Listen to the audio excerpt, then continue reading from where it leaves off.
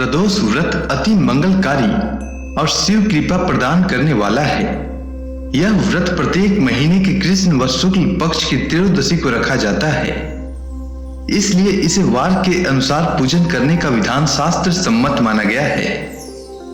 यदि इन तिथियों को सोमवार हो तो उसे सोम प्रदोष व्रत कहते हैं, यदि मंगलवार हो तो उसे भौम प्रदोष व्रत कहते हैं, और शनिवार हो तो उसे शनि प्रदोष व्रत कहते हैं।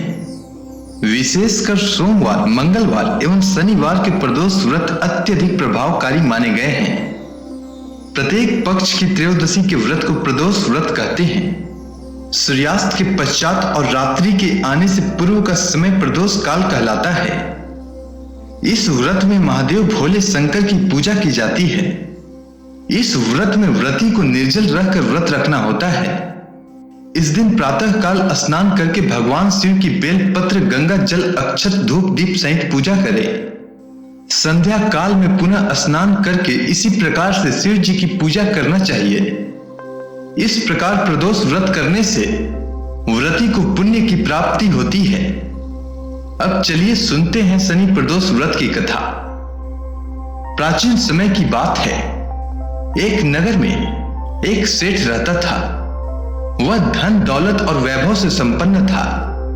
वह अत्यंत दयालु था। उसके यहां से कोई भी खाली हाथ नहीं लौटता था। वह सभी को जी भरकर दान दक्षिणा देता था। दूसरों की सुखी में ही उसे सुख प्राप्त होता था। हर कोई सेठ जी का बहुत सम्मान करता था। लेकिन इतना सब कुछ होने के बाद भी सेठ और सेठानी को एक बहुत बड़ा दुख था। दुख का कारण था उनके संतान न होना। संतानहीनता के कारण दोनों सदैव दुखी रहा करते थे। एक दिन उन्होंने तीर्थ यात्रा पर जाने का निश्चय किया और अपने काम काज सेवकों को सौंप चल पड़े। अभी वे नगर से बाहर निकले ही थे कि उन्हें एक विशाल वृक्ष के नीचे समाधि लगाए एक तेजस्वी साधु दिखाई पड़े। दोनों ने सोचा कि साधु महाराज से आशीर्वाद लेकर आगे की यात्रा शुरू की जाए, जिससे कि यात्रा में कोई बाधा उत्पन्न ना हो। इसके बाद पति पत्नी दोनों समाधि लीन साधु के सामने हाथ जोड़कर बैठ गए और उनकी समाधि टूटने की प्रतीक्षा करने लगे। सुबह से शाम और फिर रात हो गई, लेकिन साधु की समाधि नहीं टूटी। मगर सेठ पति पत्नी धैर्य पूर्वक हाथ जोड़े बैठे रहे।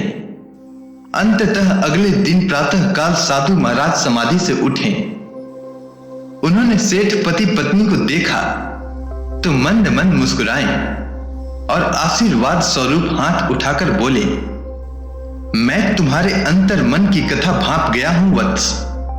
मैं तुम्हारे धैर्य और भक्ति भाव से अत्यंत प्रसन्न हूं। साधु ने इसके बाद संतान प्राप्ति के लिए उन्हें शनि प्रदोष व्रत की विधि बताई और शंकर भगवान की वंदना इस प्रकार करने के लिए बताई।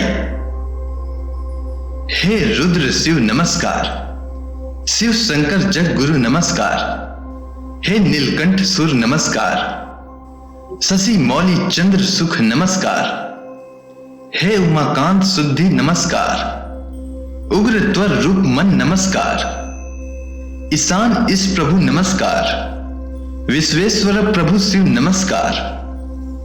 इसके बाद दोनों तीर्थ यात्रा को गए। तीर्थ यात्रा के बाद दोनों वापस घर लौटे और नियम पूर्वक शनि प्रदोष व्रत करने लगे। कालांतर में सेठ की पत्नी ने एक सुंदर पुत्र को जन्म दिया।